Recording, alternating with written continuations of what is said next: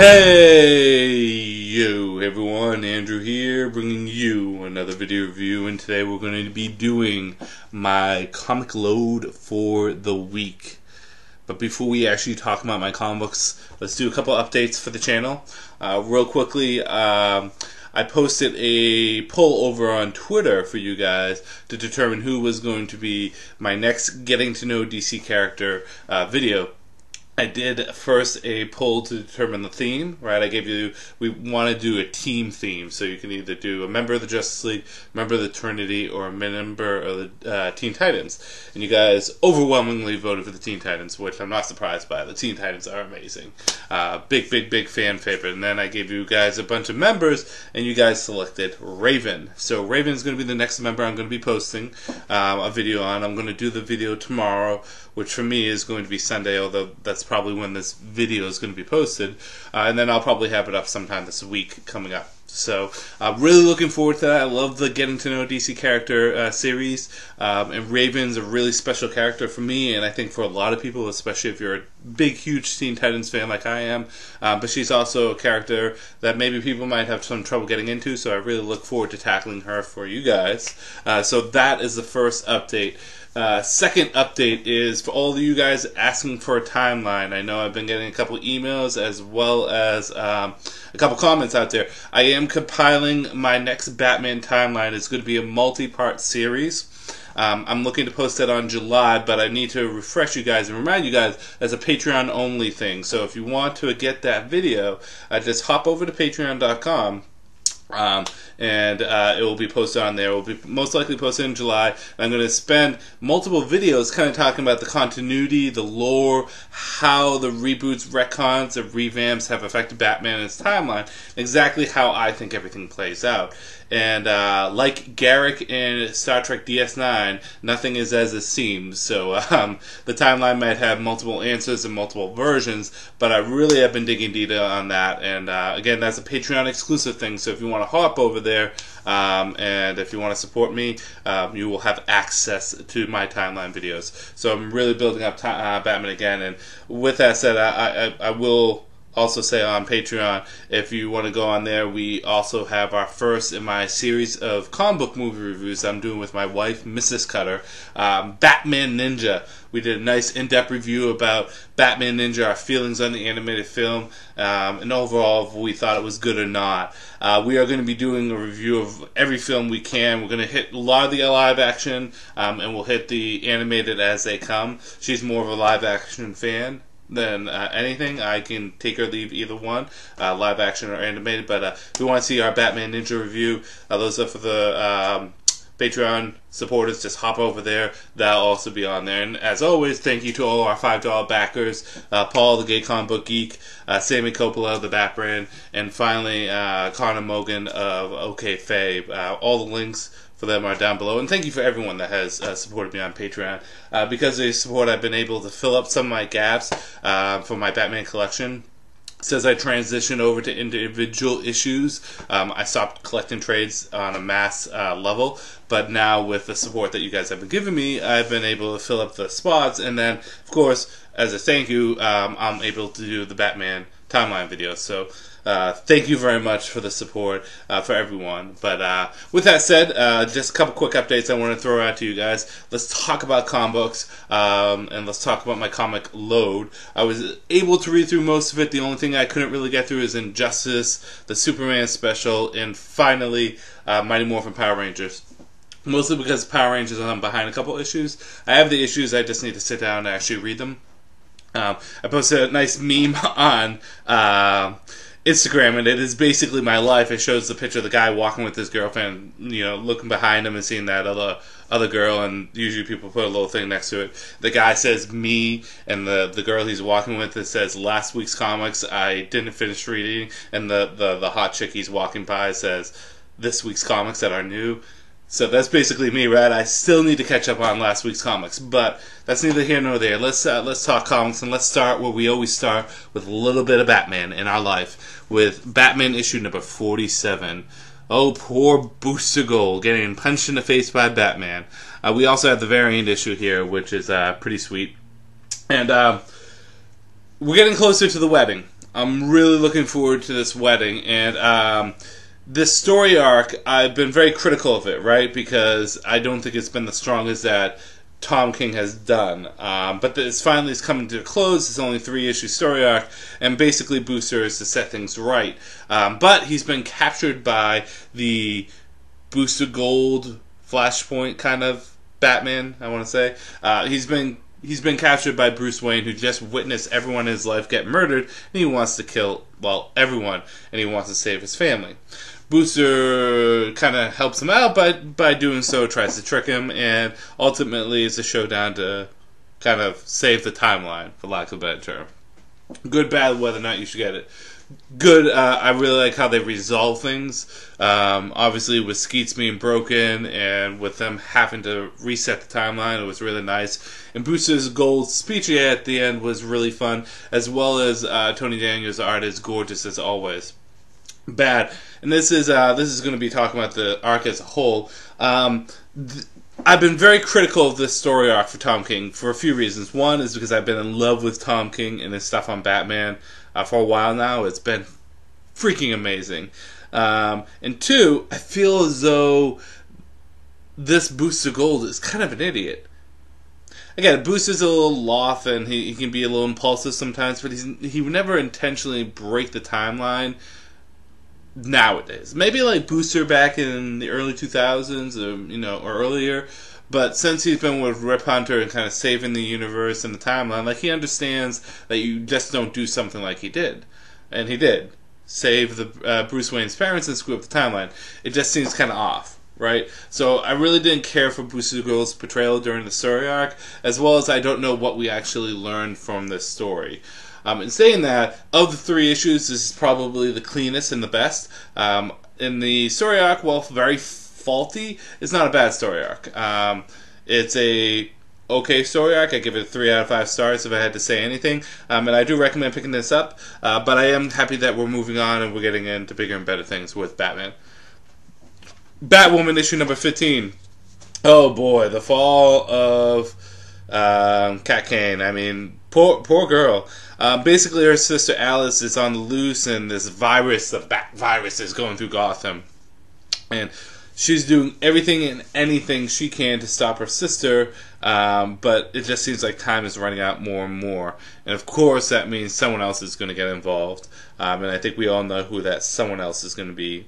On a whole, this issue was pretty fun. I think the story that Marguerite Bennett has been telling has been a slow burn, and we're starting to get a really good payoff here. And of course, the surprise ending, which I'm not surprised that this person eventually showed up, but it's still cool that they did. It's awesome. The art is great, and overall the pacing is great. This was a solid issue, and I really did enjoy it. I pick it up. Batwoman has been a solid series. If not a slow burn, like I said, it's going to take if you read the individual issues themselves and span them off over a couple months, I think it's not going to be as strong. But if you read them all at once, I think it's definitely worth reading. Moving over to Marvel, we have the Mighty Thor at the Gates of Valhalla. So I'm not going to lie, I picked this up. I was at the comic store kind of with my son, and I didn't realize, I thought this was Thor #1, which is apparently coming out next month. And I do look forward to picking that up because I do like Thor. I think he's one of Marvel's more interesting characters. So for some reason, I just wasn't thinking, parent brain. But I picked it up anyways, and this is basically a bridge between the previous Mighty Thor series and the new one coming out. Basically the death of Jane Foster and Odin's son becoming Thor again. And it's split up into two stories. I'm not going to go into too much detail on either one of them, but the first story, which deals with the goddesses of thunder, basically Thor's grandchildren from eons in the future, is probably the better of the two stories. This is fun. I don't think it's necessary, but if you're a Thor fan, it's a good transition over. And you know what? Even if you're not a Thor fan, let's just say you've been away from the character like I have for a while, and you want to jump into the character, maybe it would behoove you to kind of get into this because it kind of resets how you're going to think about the character. I don't think it's necessary, but it's still a decent ride. X-Men Wedding Special #1. This is exactly what you think it's going to be. It is Kitty Pryde and Colossus having their bachelor and bachelorette party, and just basically like every wedding special issue is going to be, or the bachelorette party or the bachelor party is going to be them talking to their friends, talking about how their relationship works, what they want, what they don't want, what they fear, what they don't fear. A fun issue. If you're a big Kitty Pryde and Colossus fan and you're looking forward to the wedding, this is definitely a good pickup. But besides that, it just is what it is. It's not necessary.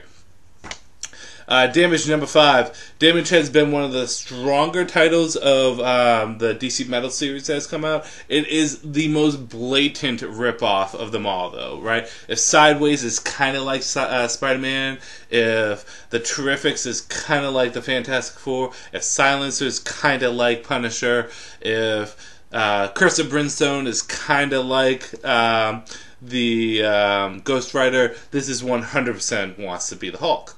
But it does it in a very charming way. Basically, last issue he dealt with Poison Ivy, who's gone on her very villainous ways, even though in Batman, the main Batman series, she's kind of reformed a bit. And he's basically trying to control the monster that is Damaged to go up against Poison Ivy. In saying that, also, we learn a couple things. One is there's going to be another major DC villain that comes in and ruins Damage's day. Two, we realize why Poison Ivy has this sudden change from being, sympathetic, neutral character, chaotic neutral character in Batman, and why she's full-fledged villain here. We find there's a little Dr. Jekyll, Mr. Hyde going on too. The art is fun, and the overall development for the character is pretty good too. Damage, I think, as a character needs the development because the storytelling is good, with the exception of I don't give a shit about the main character. I'm not gonna lie, I don't even remember his name. I need to look that up. That's how the character needs to, get better. But in saying that, there's a lot of hints of the Unknown Soldier coming in here, which would be awesome. I think it'd be awesome if the Unknown Soldier was in here. Damage is one of the better comics for the DC Metal, so I do recommend getting it. And it's only 5 issues in, so it's really fun. The only downside is Tony Daniel's not doing the art anymore, so but still pretty fun. Moving on, so yeah, pick it up. Moving on, we have the newest and one of the last entries into the DC Metals, the Dark Knight Metal one. That would be the new Challengers. So for those of you that don't know who the Challengers of the Unknown is, very Jack Kirby inspired. These characters were done in the 60s, the 70s, 80s, going all the way through. There's been many iterations of them, but the long and short of them is take the Fantastic Four and Johnny Quest and merge them together, and that's the Challengers. They go on these miscellaneous ventures into these random situations that make no sense, and they have a fun time doing it. There was a new Challengers version in the New 52 that was a little bit different, but this kind of ties all the different teams together. Long and short of it is that these new Challengers of the Unknown that you see here, names I don't remember, big, brawny, powerful guy here, token, loner guy here, super scientist woman here, and bald dude. I don't know. I don't really know the names, but they have been summoned by this mysterious figure, and they are given tattoos with hourglasses on it, and they are told that they are the Challengers of the Unknown, and that they are basically dead, and if they want to survive, they need to go out and do these missions for this mysterious figure. And they shows like a trophy room or a monument to all the different Challengers, including the originals, which I think was nice. I'm going to see if I can pull it up. So you see this whole entire room of all the previous Challengers, and then you see some of the original ones right there, and it's really kind of cool. Cool concept. I really like how it's kind of tying everything together. Kupert's art on here is beautiful, as well as Snyder, who is pretty much tackling all the writing, I believe. I could be wrong. Aaron Gilspin is also tackling writing, so I don't know them that well. But in saying that, this is really fun and enjoyable. I love it because I'm a big Challengers of the Unknown fan, and I didn't care for the New 52 version. I think at the time I did, but I think in retrospect it was kind of not as good. I don't know this is for everyone, though. right? If you have the discretionary income and you want to go pick it up, go pick it up. I think you will enjoy it, but if you are tight on money, it may not be the first thing to get, because this is super geared to someone like me who is a big comic book faithful that's been reading forever and loves seeing old Silver Age stuff comes back to modern era. So if you're tight on money, probably pass off, maybe get Damage instead, but this is still a solid read through and through. Green Lanterns. So yeah, they're still dealing with Jessica Cruz's past. Like, geez, let's get some resolve here. Long and short of it, I said that like with the last few issues. Simon Baz is trying to free Jessica Cruz, who's kind of trapped in her own nightmare world by this alien who feeds off people's nightmares and fears and anguish. She also sucks in the Justice League, so that's fun too. And that's about it. It's a decent story, but I don't think you should go out of your way for it. I haven't been loving Green Lanterns. I mean, I love Hal Jordan and the Green Lantern Corps. I think that's the stronger of the two titles. This, I think, is kind of a weak issue and weak story arc. But the next story arc seems to be pretty fun and should be interesting. So probably pass on this one and move on to the next one. We're getting to the last three. Next is TMNT issue number 82. Fucking love this comic. Basically, the Turtles are worried that the Rat King, or the Lord of the Rats, or whatever you want to call him, the Rat King, who is one of those Zodiac-defined, Zodiac-inspired, because it's not exactly a Chinese Zodiac, but Zodiac-inspired gods, deities, is out there having plans for the New York City, and they want to go to the frog deity to basically figure out what they can do, who they can go to help them out. And that's the basic of the issue. There's a lot of the Foot Clan stuff going on too. But yeah, dude, if you're not picking up TMNT, it's one of the most solid comics out there. Definitely pick up, definitely read. The Brave and the Bold, Batman and Wonder Woman. I don't think I've had a chance to talk about this series. If I have, then oops. But basically, this is a 6-issue miniseries.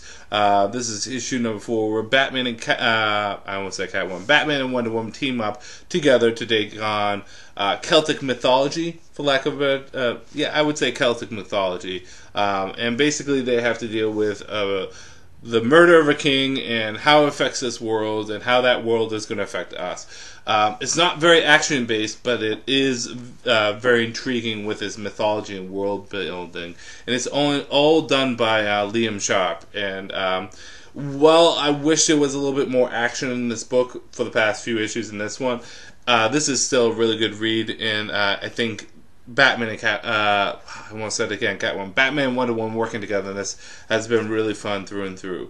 And I love the use of the mythology, and of course the art is absolutely gorgeous. Liam Sharp's art is absolutely on point, 100%. I miss him from Wonder Woman, but definitely pick it up. Solid read. If you're a fan of Wonder Woman or Batman, and apparently Catwoman, because I keep on trying to throw her name out there. If you're a fan of Wonder Woman or Batman like I am, they're my two favorite characters, pick it up.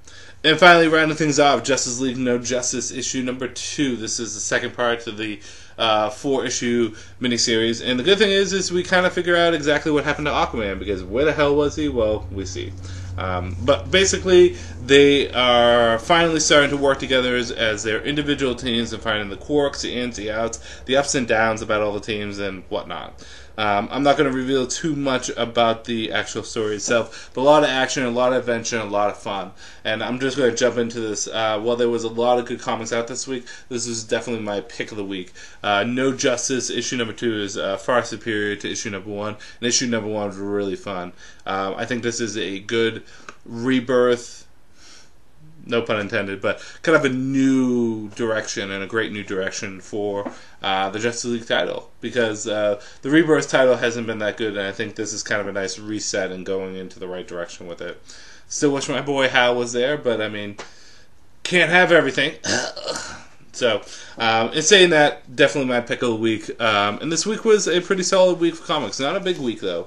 I'm looking forward to next week, and I'm really looking forward to us going into July. June and July looks like it's going to have some big story arcs, some big summer stuff, and some really fun fun stuff on the whole going forward. So, what was your opinions on comics this week? Let me know. Yeah, this is Andrew saying peace out for now.